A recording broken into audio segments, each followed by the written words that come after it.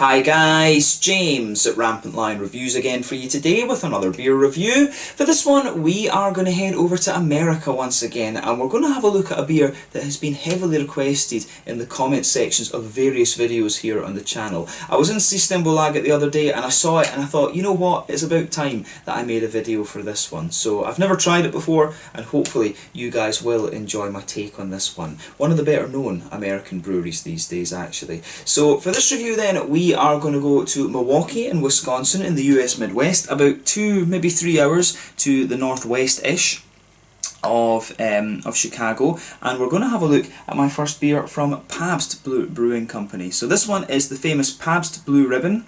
The version that we get here in Sweden is 4.5% ABV, and this one is an American style lager beer, I guess you could say. So yeah, really curious to see how this turns out. The alcohol content, from what I understand, varies from country to country. This beer I know is distributed to Australia and New Zealand. I think you can get it in Russia and China as well, various countries here in the EU, and I'm not sure about Latin America actually. I would assume that with the proximity it probably would go down there. But obviously these guys are not as big as the likes of, you know, Budweiser, Miller, Coors, all of these kind of things, but they are one of the kind of fairly substantially sized American breweries. You know, I think, you know, I don't know if they are, I think they probably are a little bit bigger than the likes of Lone Star and things like that, but yeah, pretty well known brewery, this one, I have to say. So yeah, curious to see how this one turns out. Like I said, this version is the 4.5% version, an American style lager beer, and a beer that has been heavily requested here on the channel. So yeah, hope you guys enjoy my take on this one.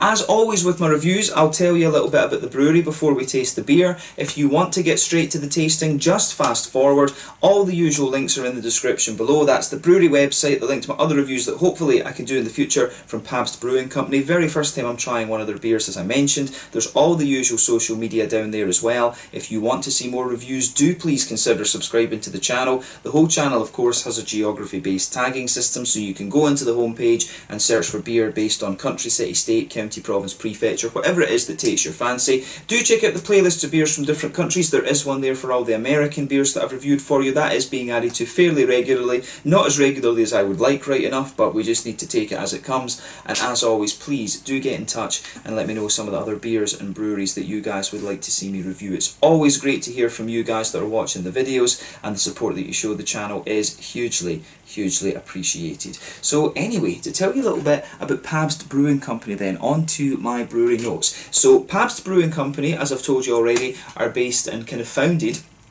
in Milwaukee, Wisconsin. They can trace their history back to the year 1844, but originally the company was called Best Brewing Company, and the Pabst family didn't become involved with the brewery until a little bit later in 1863. So Gottlieb and Friederike Pabst moved to the US in 1848 along with their son Frederick, and they settled in Chicago, with Gottlieb finding work working on the ships in Lake Michigan.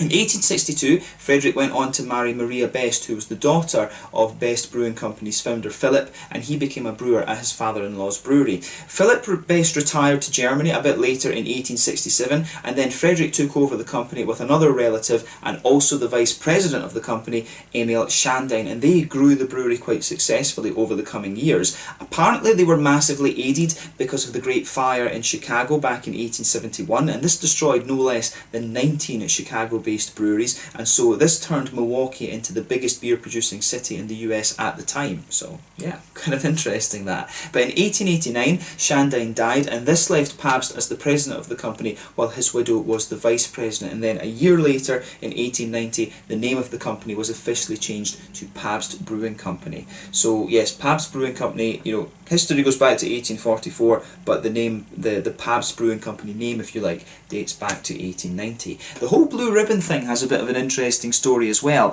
So apparently the Blue Ribbon thing comes from the fact that the beer won so many prizes. So the company have claimed that the beer was renamed after winning the America's Best Beer accolade at the World Columbian Expo back in Chicago in 1893. But apparently this is disputed. The historical accounts don't really agree, and it's just a little bit unclear unclear, but after winning so many decorations in various different festivals and expos and things like that, the brewery actually started tying ribbons around the bottles of their beer, apparently at great cost, but you know, it was a whole, you know, it was a kind of marketing thing basically, and it proved to be a bit of a winner for them. But their customers actually began asking bartenders for the blue ribbon beer, and you know, it just became a bit of a thing. And this reportedly took place between 1882 and 1916. So if you bought the beer between those dates, or between those years, or during those years, that period, whatever you want to say, my English isn't working today, but yeah, if you bought the beer during that period, it would, you know, you would have a nice blue ribbon on it, and that's where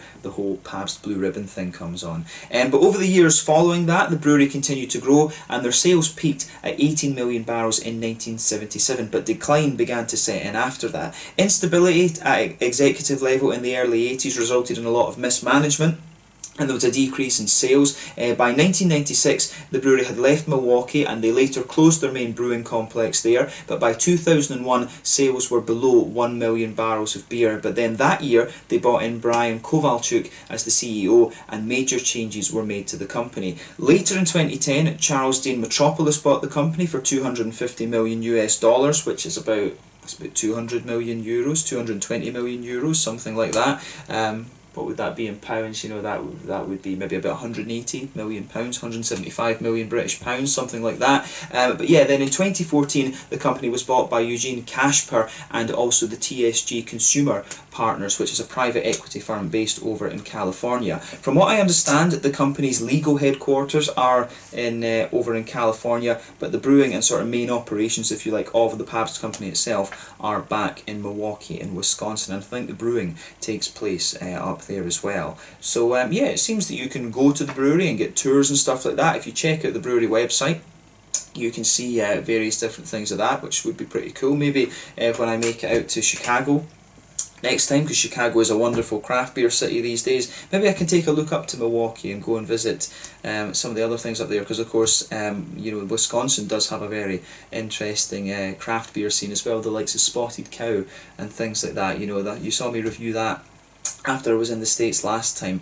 But yeah, this beer, as I say, depending on what country you get it from, I think the alcohol content is a little bit different. It's exported across the world. They produce hard seltzer. They also produce a little bit of whiskey, from what I understand as well. And yeah, the TSG Consumer Group that own a share of this brewery, they've got investments in various other things. I don't know if they are the ones that invested in Brewdog. I think they maybe own a little bit of like Mikkeller and things like that as well, if I remember rightly. But yeah, TSG do have various beer related investments actually. So yeah, that's all I can really tell you about Pabst Brewing Company for the moment. If you want to learn more, of course, you can check out the brewery website. You can follow them on Facebook and Instagram to keep up to date with all the latest goings on there, and of course you can check out Rate Beer, Untappd, Beer Advocate to learn about all the different beers and things like that they do. But they do have a fairly extensive section on that on their website too. But yeah, that is your history of the Pabst Blue Ribbon brand and the Pabst Brewing Company. So let's go on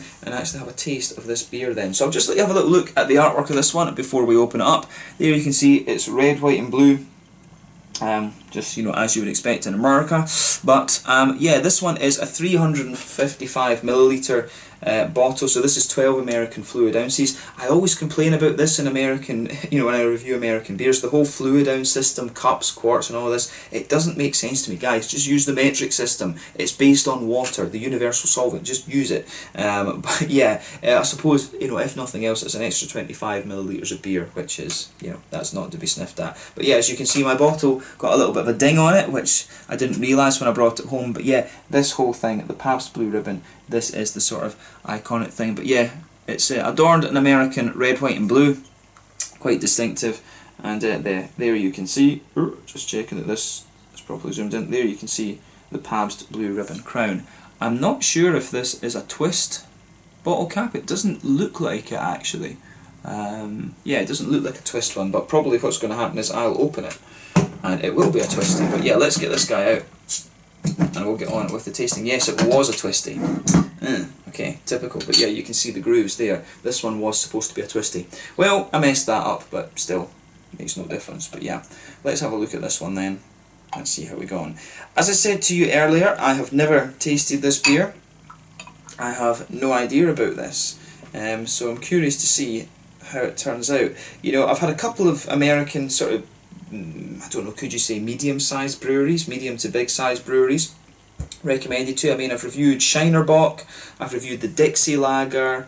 What else have I had? I've had one or two. You know, I've had one or two kind of slightly bigger brewed beers. So yeah, these guys, I think, while not the biggest brewer in the US, definitely are one of the bigger ones. But like I said, a lot of American viewers have requested that I do a Pabst Blue Ribbon review. So yeah, let's just see how this one goes.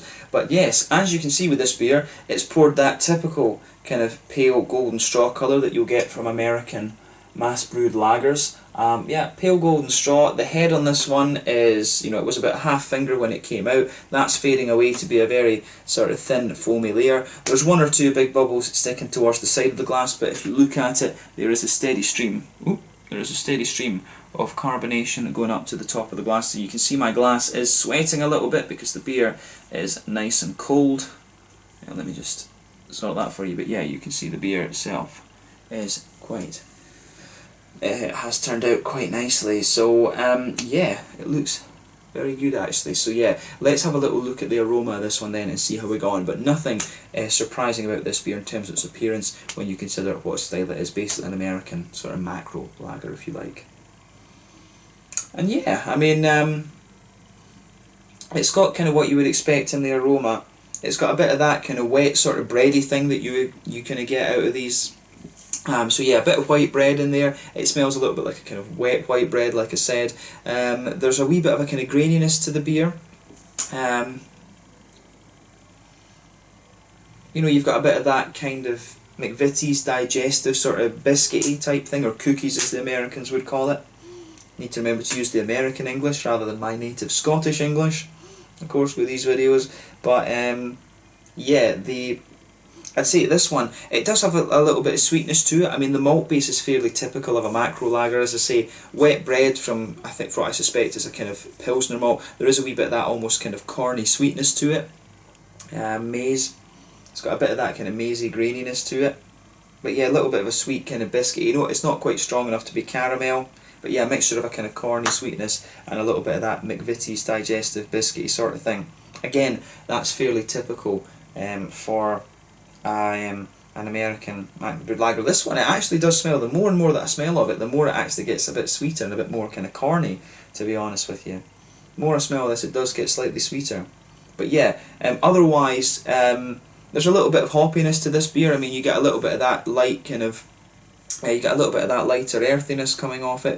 The earthiness is quite minimal. I would say that the green side on the hops, you do get a little touch of floral character out of this one, but it's mainly grassy. I would say it's mainly a kind of grassy note you're getting out of it. On the kind of fruity side of things, you know, it's that typical sort of peary, appley ester that comes out of this one. I find this one kind of quite peary, to be honest with you. But yeah, it's got a little bit of that typical grassy sort of zest kind of thing in there. But to me, it actually strikes me as being pretty peary. A little bit of apple, like I said. You maybe could argue, albeit I think quite weakly, you could maybe argue that there is a wee tiny touch of like a gooseberry or something in there as well. But yeah, I mean, the aroma of this one is pretty typical of the style. I would say that overall it's quite grassy. It does strike me as being kind of more grassy and slightly citrusy than I remember some other sort of American macro-y brewed lagers being. So yeah, I'm curious to see how it turns out. So yeah, let's have a taste of this one then and see how we get on. So this one is the famous Pabst Blue Ribbon, 4.5% ABV version, coming in from Milwaukee, Wisconsin, an American lager, I guess you could say. I don't know, can you say an American adjunct lager? I don't know. Let's get stuck into this one. Slàinte, skål, cheers.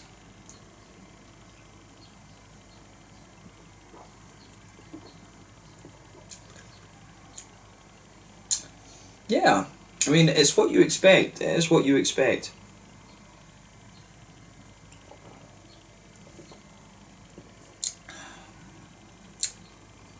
Yeah, first impression of it is that this is quite a wet.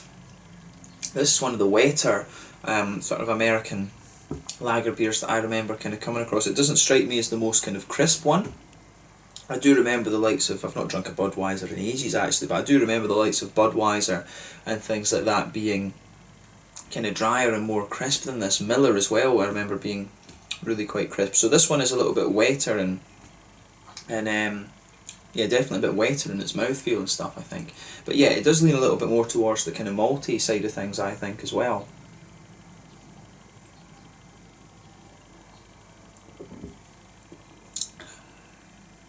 But yeah, it's quite nice in terms of a macro kind of brewed lager. Obviously, we don't rate these things on the same scale and stuff as we do with the craft beers, but yeah, as far as macro beers and things go, it's drinkable, and that's what you want it for. These are supposed to be just kind of sit on, as the Americans would do, sit on the porch, enjoy, chill in the sun, and drink a beer. That's what these things are for. But yeah, so let's break down the flavour of this one then. Middle third of your palate, you get that kind of straight up, that sort of wet bready, white bready sort of thing there in the middle of your palate. That kind of blankets the middle of the tongue. As you go back towards the rear third of your tongue, it's got a little bit more, the breadiness does kind of stick there. It's got a little bit of graininess. It does, yeah, it's a wee bit drier at the back of the tongue. There is a wee bit of more kind of crispness coming out of it there. But yeah, the main complexity to the beer, if you like, is in the middle third of your tongue. So as I say, the base of that kind of white bready, wet white bready kind of quality out of it. On the front corners of your palate, if you go back a little bit, there is a wee touch of a woody undertone to the beer, but that's quite minimal, to be honest with you. In the centre of your palate, that's where you're getting a little bit of a kind of sweetness out of this one.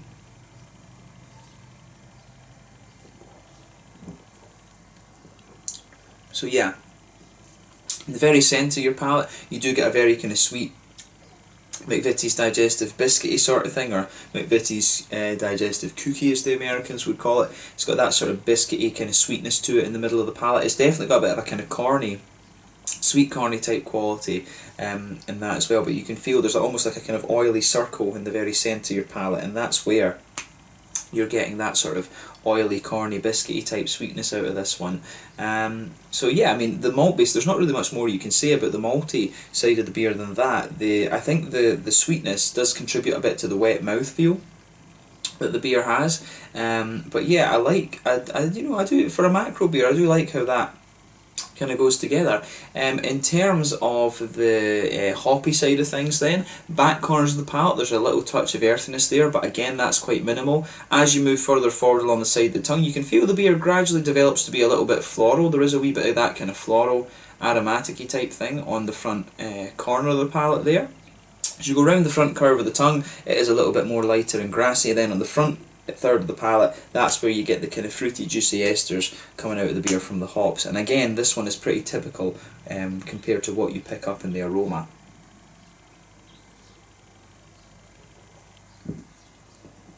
So yeah, with this beer then, it is, like I was saying in the aroma, I find this one quite sort of peary, to be honest with you.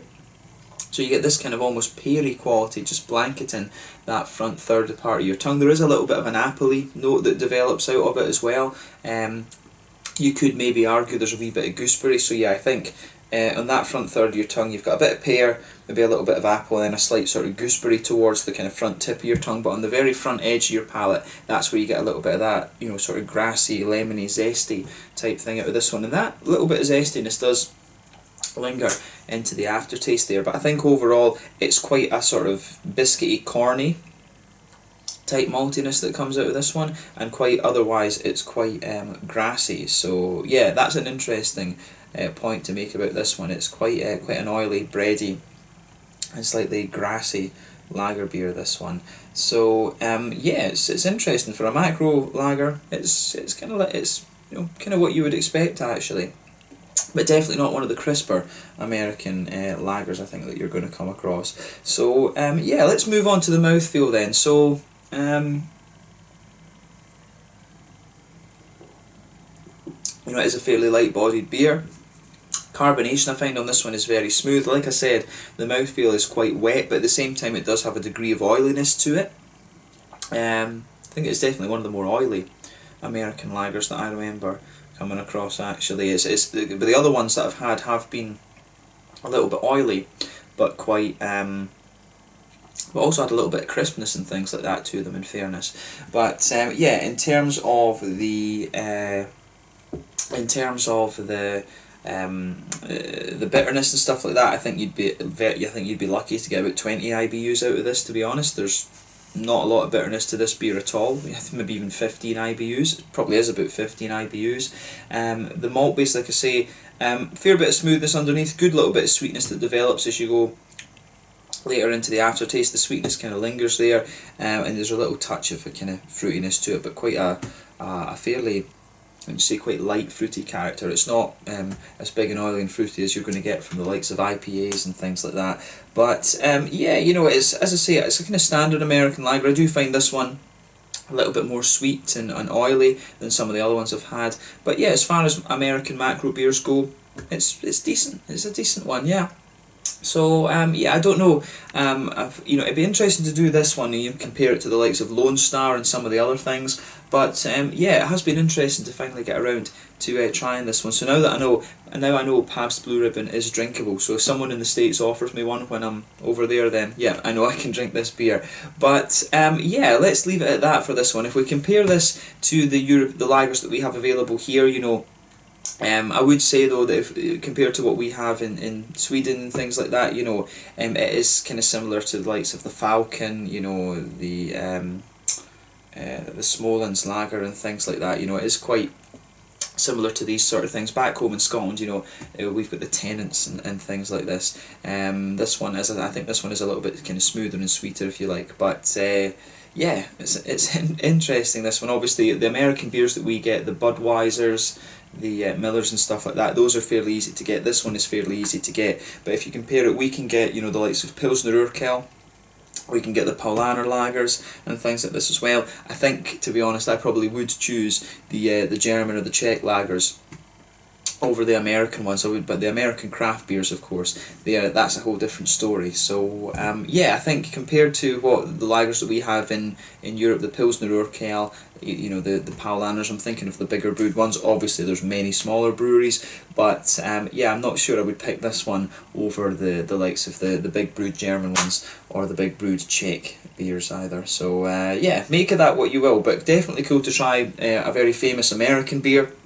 I hope that you guys have enjoyed my take on this one, and we'll leave it at that. Thank you again for watching my reviews. Until the next time, please like, subscribe, share, all the usual YouTube stuff. Let me know your own thoughts on this beer in the comments section below. Let me know what other American beers and stuff you would like to see me review. I think I do need to still do a review like Budweiser and Miller and stuff. I could do that if you guys really wanted me to. But yeah, a lot of people asked for Pabst Blue Ribbon, so here you are. I hope you guys have enjoyed this one. But yeah, thank you again for watching my reviews. Please like, subscribe, share all the stuff, and I will catch you guys very soon. This one was the Pabst Blue Ribbon, a 4.5% version of the beer from Pabst Brewing Company in Milwaukee, Wisconsin, over in America. Until the next